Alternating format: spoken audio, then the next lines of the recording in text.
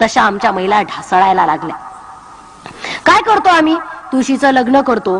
काय तुळशीचं लग्न? वृंदा नावाची एक राणी, तिचा नवरा जालंधर. जालंधर हा असुर होता. असुर म्हणजे तुम्हाला वाटेल राक्षस होता. तुम्ही टीव्हीत मालिका बघता ना, देव विरुद्ध राक्षस. हे राक्षस तुम्हाला फार क्रूर वाटत असतील, नाही? घृणा येत असेल त्यांच्याविषयी, कारण सुंदर सुंदर देवांचा ते पाडाव करतात. तुम्हाला माहिती आहे सुंदर सुंदर देव कोण आहेत? हे सुंदर सुंदर देव म्हणजे आर्य आहेत. हे सुंदर सुंदर गोरेपान जे लोक आहेत ना, हे आर्य. त्यांना तुम्ही युरेशियन ब्राह्मण म्हणू शकता, त्यांना तुम्ही वैदिक म्हणू शकता. ही लोक आर्य आहेत. आणि जे असुर, राक्षस, पैस, पिशाच, दास, नाग, ही सगळी जी लोक आहेत ना, ती तुमची बापदाद आहेत. ज्यांना टीव्हीत बघितल्यावर तुम्हाला लाज वाटते ना, ती तुमची बापदाद आहेत.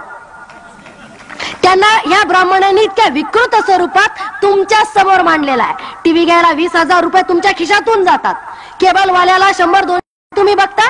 तुमच्या बापदाद्यांना मारलेलं, तुमच्या बापदाद्यांचे अपमान, त्यांच्या अस्मिता हरण केलेला आणि त्यांचा पराभव आणि तुमच्या आया बहिणीवरचे बलात्कार तुम्ही बघता. पैसा तुमचा आहे, घाम तुमचा आहे, राज्य तुमचं आहे, आणि तुम्ही मात्र परक्यांच्या विजयाचे क्षण मोठ्या उत्साहाने आणि हसत हसत बघत असता. याच्या इतकी गुलामगिरी वाईट कोणतीच नसते. तुम्ही तुमची गुलामगिरी एन्जॉय करताय.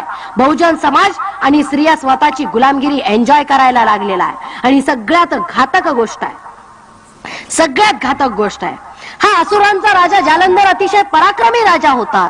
आणि याची बायको वृंदा नावाची अतिशय सत्वशील आणि पतिव्रता अशी स्त्री होती.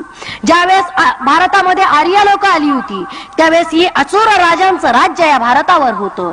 आणि भारतावरचं हे राज्य यांना यज्ञ करायला काही परवानगी देत नव्हतं. असुर राजे कोणत्याही यज्ञाला, कोणत्याही कर्मकांडाला आणि कोणत्याही ब्राह्मणांच्या पूजा अर्चेला काही जागा देत नव्हतं. कारण की असुर राजांचं स्वतःच असं तत्वज्ञान होतं, स्वतःची अशी दर्शनं होती.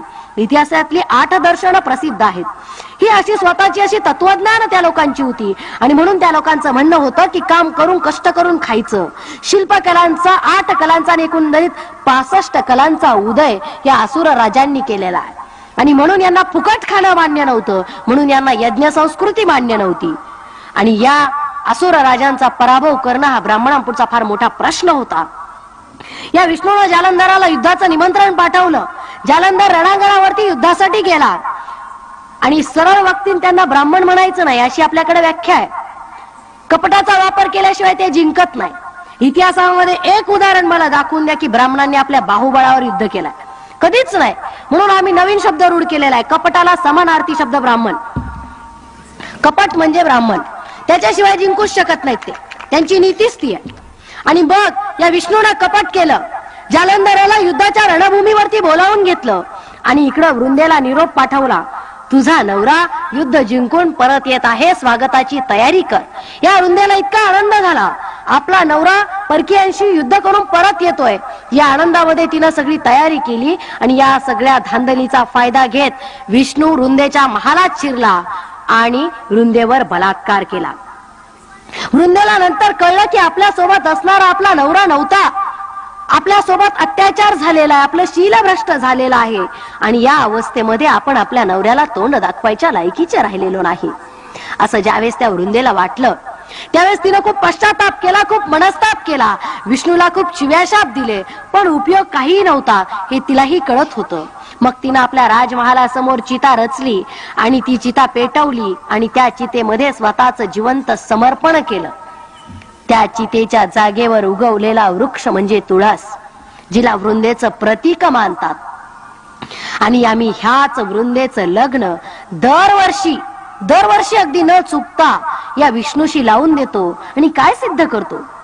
आमच्या एका स्त्रीवर, आमच्या एका भगिनीवर, आमच्या वंशातली ती कोणीतरी स्त्री असेल, आमच्या पूर्वजातली कोणीतरी ती स्त्री असेल, तिचं शील भ्रष्ट झालं आणि आम्ही तो दिवस मात्र आनंदानं साजरा करतो. बहुजनांनी जो जो क्षण असेल, हिंदू धर्माचा जो जो सण असेल, त्या सणाला आम्ही साजरं करतो. पण आम्ही हे विसरतो की आमच्या अपमानाचे क्षण, आमच्या हरण्याचे क्षण ब्राह्मणांनी सण म्हणून साजरे केले आणि तेच सण तुम्हाला साजरे करायला लावले. हे सण तुम्ही आम्ही साजरे करतो म्हणजेच आमच्या अपमानाचे प्रसंग, आमच्या मरण्याचे प्रसंग, आमच्या बाप दाद्यांच्या पराभवाचे प्रसंग आणि सरळ मराठमोळ्या भाषेत सांगायचं तर बाप मेलेला दिवस आम्ही सण म्हणून साजरा करायला लागलो असंच म्हणावं लागेल.